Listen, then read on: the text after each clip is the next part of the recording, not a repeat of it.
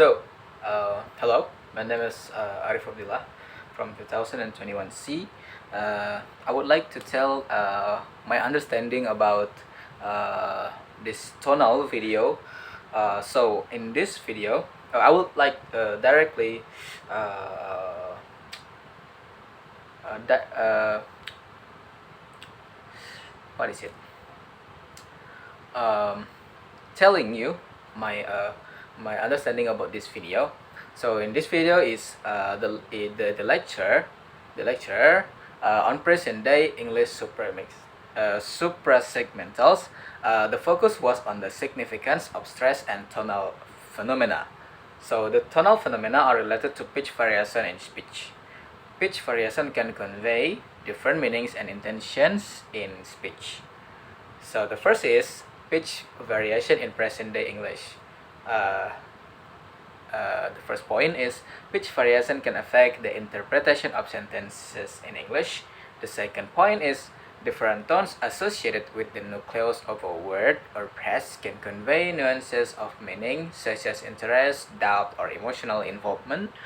And the third point is the use of contour tones involving rising and falling elements can express varying degrees of doubt or emotion. And second is tonal phenomena in languages. The first point of tonal phenomena in languages is pitch variation in languages can serve different purposes, including expressing the speaker's intention, marking questions, showing a doubt, or indicating emotional involvement. And the second point of tonal phenomena in languages is languages that use speech variation to affect the meaning of words or non-utterances are referred to as tone languages. Okay, the third point is types of tone languages. The simplest tone languages have only two possible tones, high and low, and are called register tone languages. These are often found in Africa. The second point is more complex tone languages have contour tonal systems involving tones with gliding movements such as rising, falling, rise, fall, and fall, rise. Mandarin Chinese is an example of a contour tone language.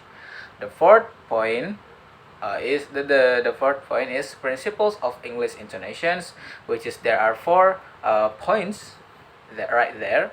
The first point is English speech follow principles of tonality, tonicity, and tone.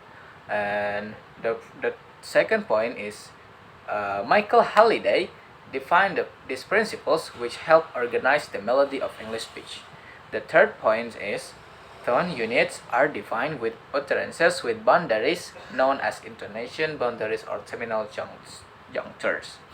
And the fourth one is the last fourth is the number and location of these terminal junctures define the tonality of an utterance. The fifth point is interpretation and tone units. There are 4 points. The number of tone units can influence the interpretation of an utterance. That the second, tone groups within tone units contain a nucleus, which is the most prominent syllable. The third, the placement of the nucleus is referred to as tonicity, and it is typically unmarked when it falls on the last potential prominent content word. The last is, however, there are marked cases where the nucleus is placed before the last potentially prominent syllable for contrast or disambiguation. The sixth point is tonal phenomena in English. There are 2 points here. The first is in English, tone often depends on syntactic considerations rather than having a systematic and predictable phonological function. The second is some examples include list intonation, declarative intonation, interrogative intonation, and intonation for expressing particular meanings or emotions. The last is English is a stress-timed language, where syllables within words are not equal in length, and tone groups play a role in organizing speech.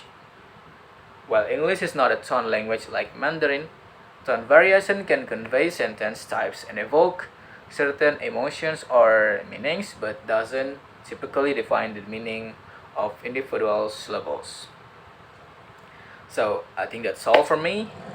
So overall, the lecturer explored the role of tonal phenomena and the intonation in present day English, like highlighting their influence on speech patterns and interpretations.